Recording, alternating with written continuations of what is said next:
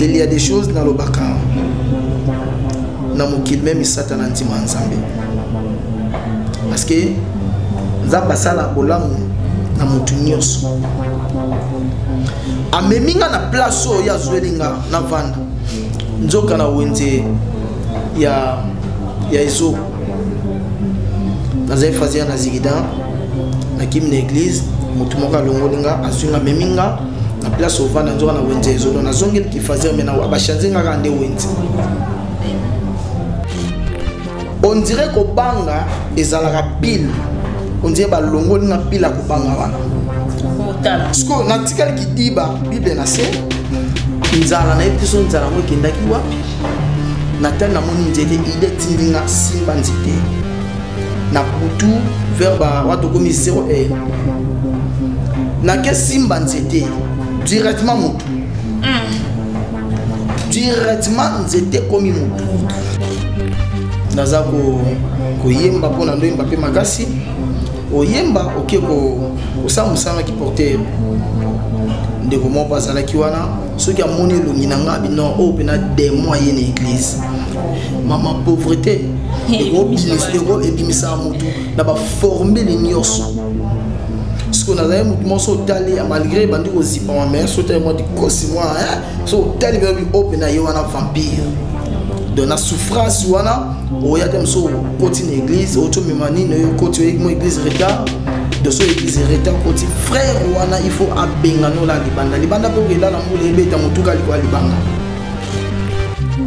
mon susu na kero mema ba sakite na vandi na liboso église na mon pe frère wana ye Joël Boni mutabeta nga finga nga apesinga de bonjour bonjour papa abina jouer le place bien en vanda.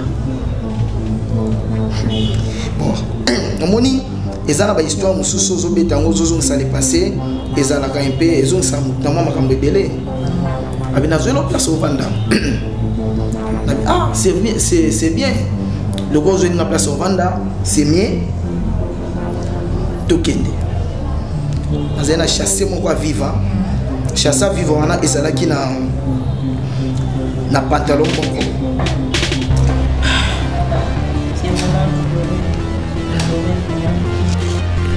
So na moni mutu on dit ba kufa. Donc à mon ami poser question nde na zabu na oke na wana kufa. C'est réel. Il y a nazaki nango on a dingé kana mona nzambe pona ndima. Maman, je vous dis ce qui est vrai. A rappeler ngelo kwa na oui. Na mon on dirait babilo ka mundo so bimanga na nzoto. Ndiablo ka mundo so bimanga na nzoto. Na mona nzela to kende babilo ka noir so kima. Après abisinga bina ye kaka kono travailler na yo. Abina ngabi prophète Joël nabi nazana prophète de. Prophète nabi naza prophète na gangi nazo gangi on dirait misise bima. Abina ngai ozena besoin et on monte ensemble. Dieu c'était insupportable. Nzambe aza insupportable. Nzamba sali ngolo. Toi tu es prophète na gangi naza prophète na ndiko ganga ya suka na monike na kufa.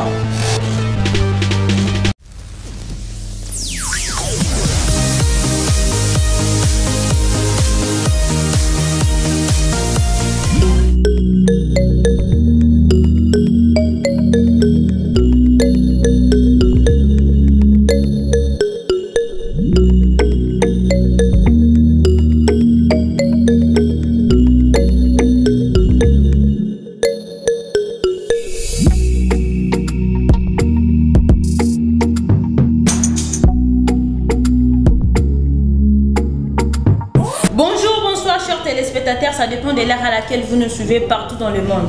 Merci pour la confiance et la fidélité que vous accordez à vous. Je suis tellement ému de savoir que vous nous suivez partout dans le monde et c'est votre humble servante appelée Blessing Casimiro de la presse congolaise, autrement dit Boyka de la presse.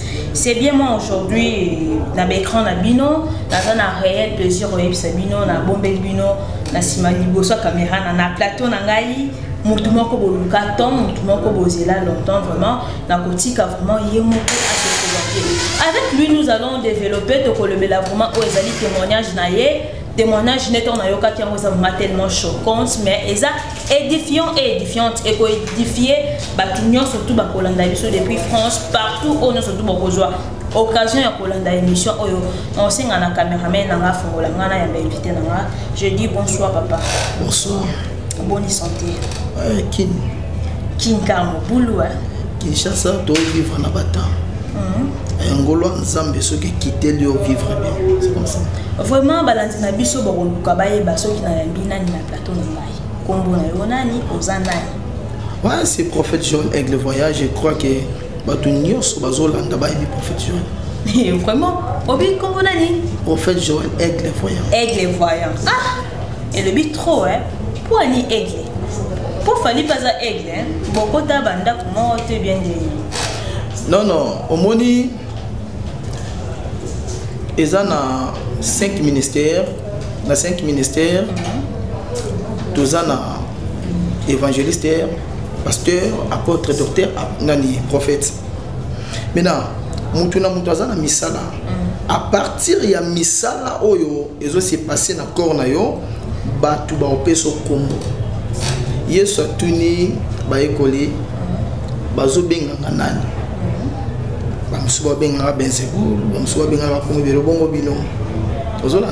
C'est comme ça combo o nazana ngolelo ba exemple combo population pe bana nzambe ba benga ba ponaka aigle. OK par rapport ya ba yo kaniso batu mo boye ba non non fallait ça di cap wana ngana aigle yo aigle voyant nani aza nani wana wa azana kota kofi. Voilà, chers téléspectateurs, qui juste parenthèse, mon bout de fongola qui mais ils ont autre kolobela télé avec le prophète Joël Tokolobela où ils ont témoignage chez Afinaye à combien il a dit son parcours naïe. Prophète Joël, est-ce que vous connaissez combien il a dit son parcours naïe? Béton mon soit caméra ou bété la kinga kune ou il est lisa kinga pizza. Bété la non non, dans le baka et le moko ils ont nécessaire. Mutu nyonso azana na parcours naïe vie. Aujourd'hui, ce qui naza o naza parce que ça nanzela moko on habitaki. Na bisa batu nyonso oyo bozole kana ba étape belé ya pasi. Ba étape belé ya souffrance, ba étape belé ya kolela. Na lobana bango ko banga te. Parce que naza parmi bato ba leki na étape wana ya pasi. Papa Botingai, j'étais pasteur na Aumônerie protestant. Aumônerie protestant, c'était pasteur. Souffrance, c'est ça qui m'a cassé. Dans le niveau foyer, wanga na âge de 10 ans. Souffrance, souffrance, souffrance. Souffrance, c'est quoi type maman na papa bando au Canada.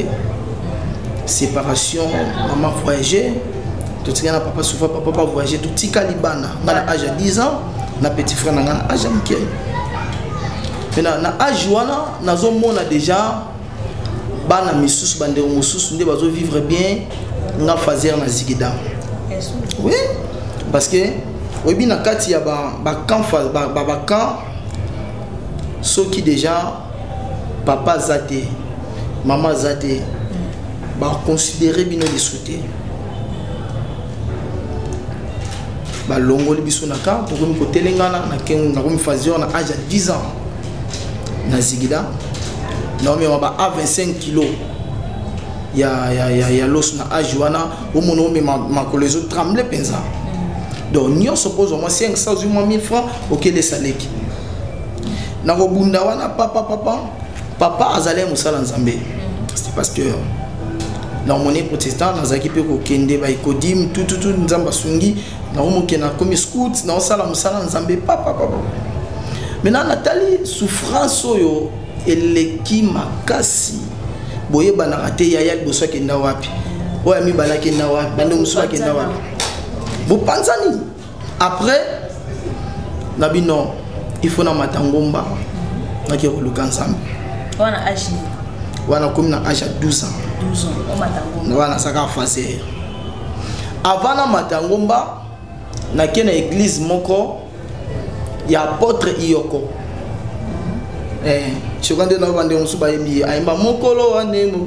oui, je m'en souviens. Ok. Voilà, il y a un état déplacé.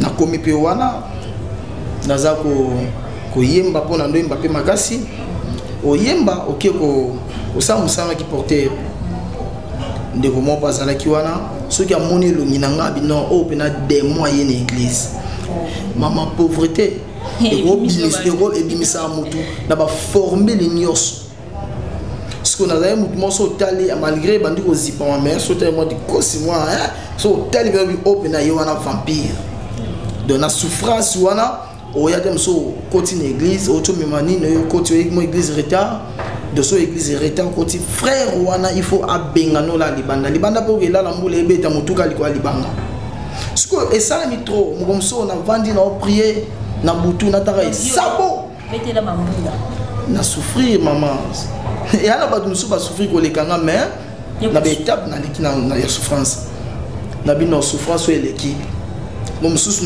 na kero mema ba sakite na vandi na liboso église na mon pe frère wana ye Joël Boni mutabeta nga finga nga apesi nga lelo bonjour bonjour papa abi na zelo place bien en vanda bon amoni ezana ba histoire mususu zo beta ngo zo ça les passé ezana ka mpe ezo sa mutama makambe belé abi na zelo place au vanda c'est bien le gros zo na place au vanda c'est mieux tokende nazena chasser mon quoi vivant chasser vivant wana ezala ki na pantalon moko c'est vraiment douloureux omoni il y a des choses dans le baka na mokil même satana ndima nzambe parce que nzamba sala bolamu na mutu nyonso ameminga na place o ya zwelinga na vanda nzoka na wenze ya ezo nazai fazia na zigida na kim na église mutu moka longolinga azunga meminga na place o vanda nzoka na wenze ezo donc nazongeli ki fazia mena ba chanzinga ka nde wenze c'est bon na komi ko vanda wana papa na butu la na wenze batu bakei na ba mesa non na ba mesa te ba sia mesa ndo mo ba wenze wana donc des ana soko zwiku ngolu ya liputa donc wana ozambo bimba de lobina mo batu na Kinshasa donc ozwika mo matiti to bilamba mo ya salite ngumbe otie wana ya onde kusena yo mo liputa wana mo rideau bato bazana ba banderole basali musali tant batika o babwaka wana loko tsango ya onde vrai rideau to mbetu yola na sa mesa papa ebise bisono donc sko frère wana zo kiona ko amemio na wuti ala kisonda kolo asundoli ngai sundoli akei na vandi bon tema na mesa pe na via wenzi na vandi na kompe ko vanda wana mais tino vanda na okina na église ko na église kuna balingi même pas na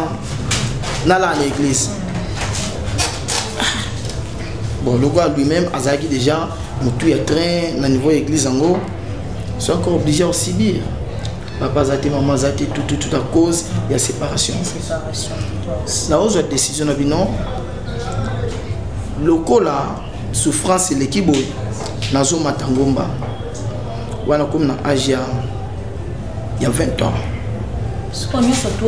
Na les souffrances les qui goûtent azawapi oyebi koton de kono azate yoza na 20 ans de oyebi te banda âge à 10 ans ti okomi na 20 ans oyebi koton de kono azate na bandi kozwa ba idée na bondela nzambe quand même parce que nzamba ngo azalaka wapi bon nga azo matangomba soki nzamba za na mona eso na moni nzambe te nga penza parce que na temps wana tando ka basangwa braza trop braza bazana bakisa makasi na bon soki bena na moni nzambe te na il faut na luka mwana kende braza na koma na ngata ndoki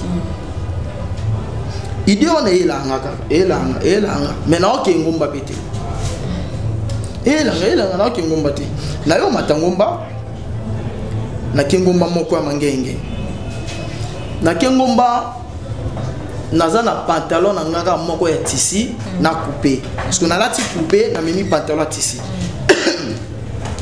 eloko li ezate quand mbongo mona meme ba sac ya loso ezali ba mbongo mike ya transport seulement nakei terre jaune o banda terre jaune ti ngomo ngenge makolo wa ba bongisi lelo te ndi batika même basima wa peneza komata na yo place wana po vero wana o risquer liwa zena place wana o matana koto ba bongisi donc sozo mata utai place o glisser pourquoi o figo nazo matana mati premier jour nazena mwama inanga lobo na meli deuxième jour obi na butu ya premier jour na 6 ama ya lobo nyoso ponza les ay makasi deuxième jour eloko liesate troisième jour na mona on dirait so na moni mutu on dirait ba kufa donc na mona on me poser question nde na zabu na oke na wana kufa à partir ba 23h na jui bible so na kufa quand même na mona tanzamba mo na mati batu ba mata ngomba wana ba ebike na ngomba mangengenge so le kiango zena ba ndako mo tole za ki liboso na ngomba so nga kenda ki ko prier le kanda ko tolo wana nazo prier na moni kakebeti mbula te mso ngepeta no moni ba kakebona pola na nga so na kufa na moni mabele e pasuki côté pasukeli et ti liboso na nga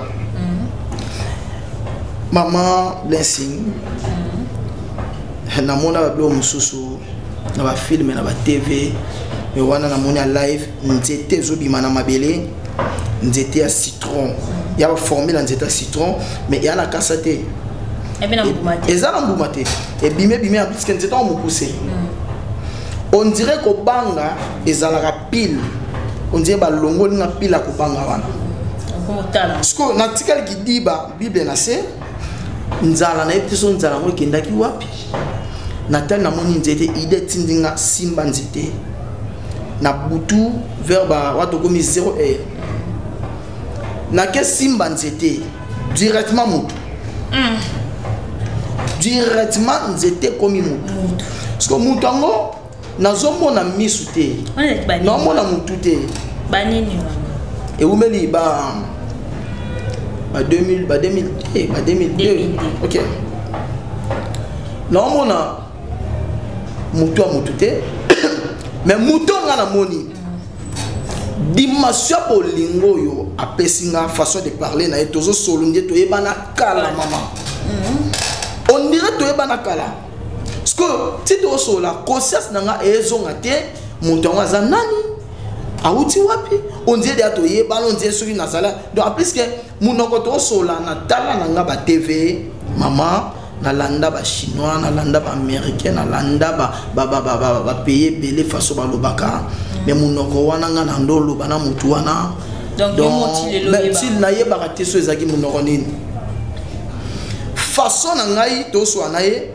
to banzo tambola to zo kende ko to kende nga pe na ebité bon na on dirait to zonga na tantsonga na kotaka na tantsu wana on a la kota na ngoma ngenge na kutaka il y a un prophète papa wana banda na kota tina nde na ke prier alobate aliata melate angoma maka makola vanda boui ko prier na yezala ka na se attends bi bonjour papa a répondre ngate na tikaye na lukanza mbe marqué na parce que na mona to ke faire kuna temeze musika na yoki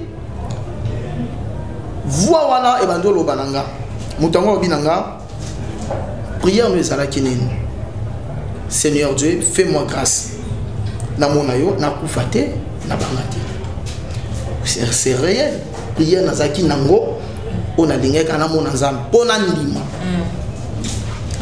maman je vous dis ce qui est vrai à rappeler ngelo kwana oui na mona on dirait ba biloko mwindo zo bimanga na nzoto nzela biloko mwindo zo bimanga na nzoto na mona nzela to kende ba biloko noir zo kima après abisinga bina ye kaka pour nous travailler na yo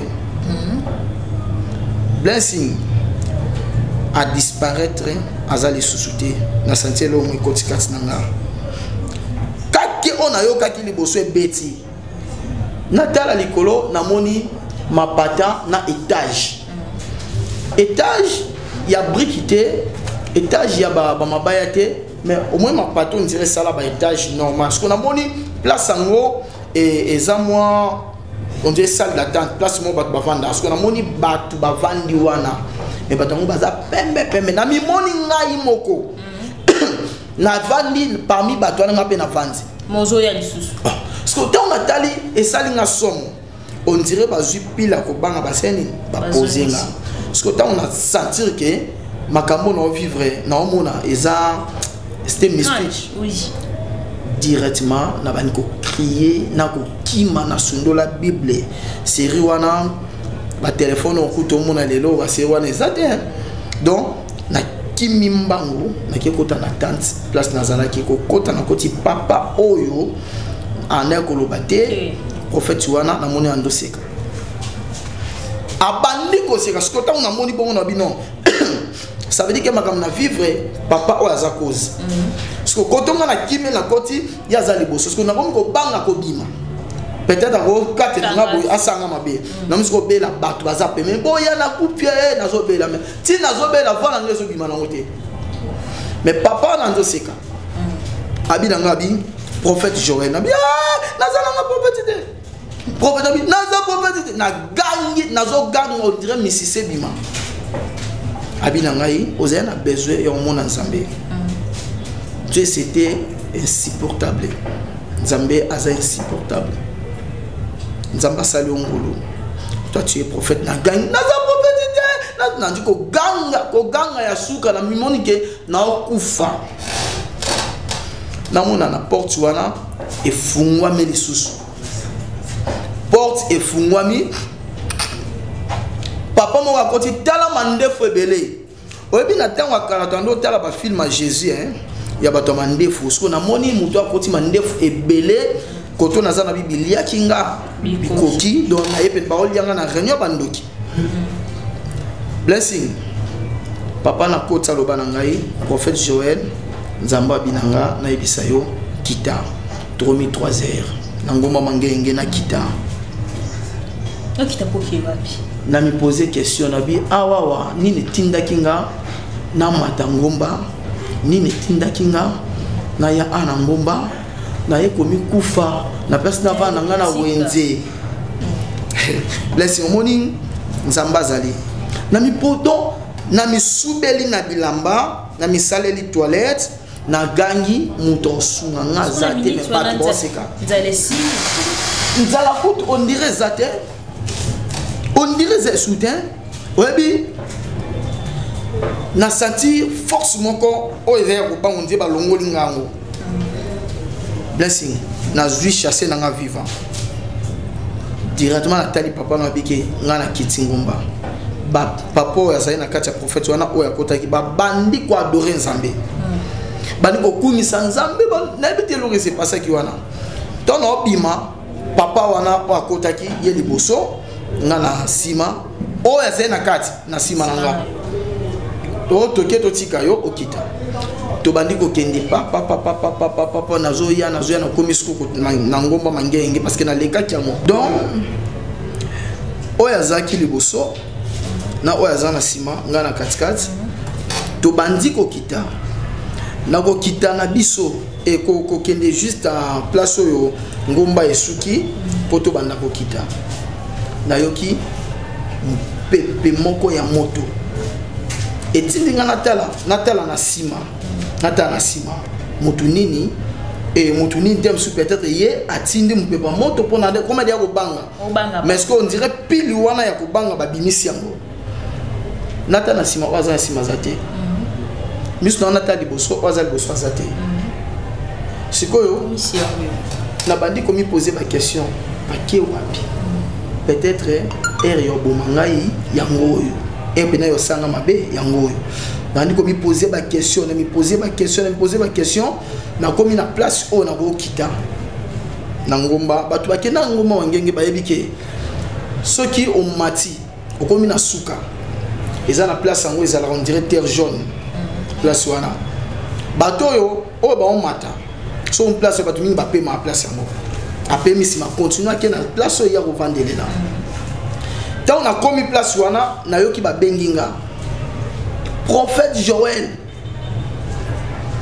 on dirait pile la kobanga ma posé ango na corps nanga Nathalie na kobanga na zongi sa misu na za na ngomba bato ba mataka ngomba ya mangenge ba yebiso ngomba ndo mata eza na conteneur moko za kawana ya ba policier banda pe na banzo mata ngomba ngo ba policier na mona te mona rate sunde mo avanti wana tout ça mais tant Nathalie simana ba lukabo na za na conteneur parce que tininga na zongi sa misu mata la bona moni ngombe tikali ku kuna mama nanda nanga koyembela nzambe mais dimension koyemba ona koma kina ngo koyemba. Voilà, je l'ai aussi profité pour te demander cette question. Ba papa abiso ba yebisinga ke non ba yebio hein ba yebio quand yemba na groupe ya Denis Ngondi. C'est ça. Mais sikoyo jusqu'à présent peut tout mona mona ko so tika musique tondeli. Non na tika musique te na kati ya moto ezana ba don ebele nzamba pesa biso. Nzamba bengingai na ministère prophétique mais nazaki dia na don ya koyemba tango na bandi musala nzambe na kiti wana nzoyemba kokena ngai na sakola bande aéroport Anzil ti Kingasa na suka tono tingumba population o batondela ngati liboso ndo parce que na kenda pe na mutuka te na osakola batu bazwandenga ba matinga na mutuka ti et pas na église au papa na biso abando prier na qu'est-ce que le pasteur wana na ebisi makambo na kutani nango wana to komi ba 6 heures population bato na komi ba mbume banzo bimanga na nzoto onje ba pi onje se ba pi tala ba mbuma ya minene tinelongi population en plus que na Kingasa na suka ba série wana bato ba na Kingasa ba ebi il y a un prophète moko alekaka o bato ba bikaka ba aveugle ba monaka ba tambola et bela makambo e salama na Kingasa na suka ezaka ndengai tangu na komi il y a un pasteur comme on a aumônier ikyo ba pasteur mingo bazana kati ya baka na ba aumônerie protestante moni ikyo aki kozwanga abondeli ponanga na leki na baptême dans ce baptême a baptisé na bandi musala ya Nzambe mama na bossa na kina papa sinyoso na leki nango au vanda be mutakabeli yo papa zo téléphone papa salabui papa salabui non wa déjà bataille on a nyos déjà et c'est petit nandé na koma ki phaseur petit nandé na osani dia na koma ba 25 ans ba 25 ans Zamba Salindo mon jusqu'aujourd'hui dans sa serviteur de Dieu. Serviteur de Dieu. Mais papa il sait bien pourquoi beaucoup na Denis Ngondi. Voilà question zaki ba papa o ayebio batindenga na poser question. Non. Pourquoi beaucoup na Denis Ngondi? Ngana kabwana na question ko yembo la question musique ko formé au pays. Na kabwani na papa Denité. Ma papa na bazaba ba icône ya mboko surtout dans le domaine musical. Papa Denis Ngondi aza moto afungolelaka afungola mutema ne pona mutu nyonso. Ah oui. En plus que nazalaki mwana oye aza ko encadrer. C'est comme ça. Nakabwana été aza mwana oyo naza mwana na bando ya bane ko encadrer nga. Jusqu'aujourd'hui sur na papa bien to benga naka tout notre tika obebana te. Bo tika musique pas n'importe. Non na tika musique mais na gisha sa bat bazola ndangati. Oh. Zoyamba bon mais zoleka ezoleka la prochainement to le belande musique na yo. Mais papa ça la biso plaisir obete la biso a cappella hein? Wow. Ya nzembo ya Denis Ngondi ya yote mais nzembo ya Denis Ngondi. Et c'est la biso plaisir pour confirmer biso netinga na mona langa yo place oyemba kuna te. Wow. Dala kaka. Ah problème to wani za baba don on nzamba pesa biso. Oh oui. Na kokima wapi ngana kanisi bombo inangai mabenga na saleli onkolo elukeli ngai makambo nazangi kimia esengo nangai ebo c'est comme ça Vraiment, on a eu qui vraiment, ça confirme qu'il y a les 4 plateformes. Parce que papa n'a formé, hein. Prophète, conseil ni no koki ko pesa. Na ba parents on va divorcer parce que zaki divorce de maki on habita et maki fini bota na on habita nyoso toi. OK, conseil na pesa. Na ba weti. Conseil ni no ko pesa na ba parents. Oyo ba divorcer ka. Conseil na ko pesa na ba bandeko nyoso. Obosala ba divorce. Divorce et mimaka. Liwa na via bana. Tant que tu as liwa directement tout le monde na kati liwa eza na ba étape mutu soir profiter mais vine kufi mutu mususu à cause ya papa na maman basali divorce akufi na bo mutute mais libala ne kufi parce qu'il y a comme côté ka banzoto comme kokota ba vie o ya comme ko mener eza ba vie o mutu ako sala ngo vraiment te et belé aujourd'hui ba koti ba science ba koti ba magie ba simi ba kisi à cause ya ba divorce ebele misusu pe lelo ba lingo tika kindokita à cause ya ba divorce papa na maman ba beba na sko bato na tika na kindokite na butaza na ba viaza mituka sko na moyo biso bitira kindoki azonga zéro aboye conseil na pesa na bande konyo sozola na prophète Joël waneza c'est une histoire aujourd'hui au prier pour na mutu mutabiki au salibwe étape na lekina yango yango conseil na pesa bino ezake bolinga nzambe bobo ya divorce c'est ma bé Bible dit si tu trouves une femme tu trouves le bonheur même peu mobile si tu trouves mobile bien vino pe bongi mais ce que monique au divorcer c'est mieux que tout otika mutu wana bobo tate ozwa mutu oyo monique nzamba a touché au vana c'est comme ça prophète Joël les lobes bengo aigle voyant pour comme na ba dimension mon boy bisenga que non oyeba ki même pas place ba dékono bazate si on a kilelo vraiment bon kutana na sangisa bango nyonso na minute tout le monde a kufa problème te ba na bango tout comme dernièrement awa on a ba chaîne na biso Kinshasa mais il y a internet bazoki ba image ba tout basé ba yebi pour faire jouer la perdre qui $7,000 na ba matériel donc na bimaki mutu moka ande bande balanda biso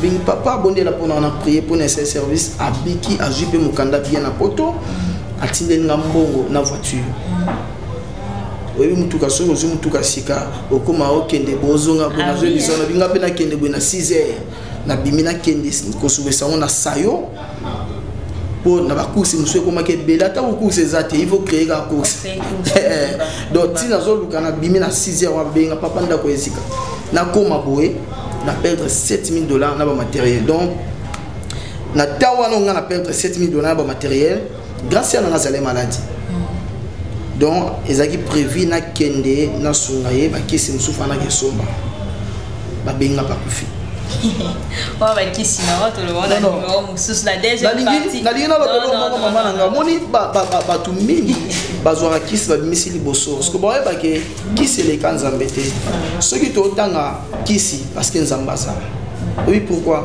parce que ce qui nzambi azalaka te kisi pe ngeza te Bible zoloba or la foi c'est une ferme assurance de choses muto za na gondima force de la foi et les kikis amen. OK.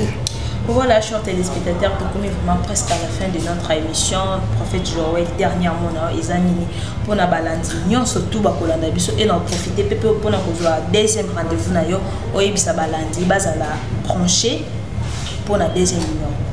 Nalina loba elo mo eza vraiment nécessaire bande konanga kozungolo ya kolanda prophète Joël na chaîne na Kinshasa ndoki basé belé pa maman na opota bango OK parce que tanga ba kombo to tanga ba kombo na makambezo ya deuxième ezali ba vie ya bato belé eza livré na diable ba vie ya bato belé eza livré na satana et bela bato ba sibi ba conséquences de kola à cause ya maboka ba pasteur et bela bato ba sibi ba souffrance ba okuta na ba problème belé à cause ya ba maboko mingi ba pasteur. En plus que conseil non peut ça la bande union sur bozolanda prophète Joël maman papa yaya ndeko zimanzamba zali croire en Jésus-Christ de Nazareth. Pasteur, prophète, évangéliste, docteur, apôtre, on a créé un miracle à Zate. Ou à ça, là, qu'ils aient Jésus-Christ. Donc, concernant ça, accepter Jésus-Christ comme Seigneur et Sauveur. Ndima Oyozali, ok? Prophète Joël, est-ce qu'on dit qu'il y a une chaîne EHP Média pour la deuxième numéro?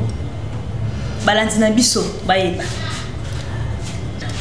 Il faut que les ouvre ma porte. Il y a pour ça la émission. Ok. So, il y a vraiment, le plaisir est tellement partagé. Chers téléspectateurs, comme la souka émission na biso, tout qui commence bien finit bien, comme il voit la souka émission na biso. Prophète Joël, profitez pour ça bambote na un numéro de téléphone pour na batunyo, surtout vous en avez besoin, ba contacter yo. OK, na opé sambote na batunyo so oyo bolandaka prophète Joël Aigle Voyant. Numéro de prophète Joël les années plus 243 91 845 13. Plus 243 91 845 13 za numéro ya prophète Joël nalobakelo moko na batu nyoso balandanga obenginga ko ebisanga makambo na yote ko betelanga lisono te ngani na oyebisa yo problème ozana ngona bakombo en plus que to luki nzambe nzamba bimonisi. OK, tozala ki ebele bozala ki ebele ya kolanda émission na bino dis-moi tout. Oh, to le bino nyoso to bino elongote ceux qui nzambe azongité. Tomonani, à la prochaine. Bye.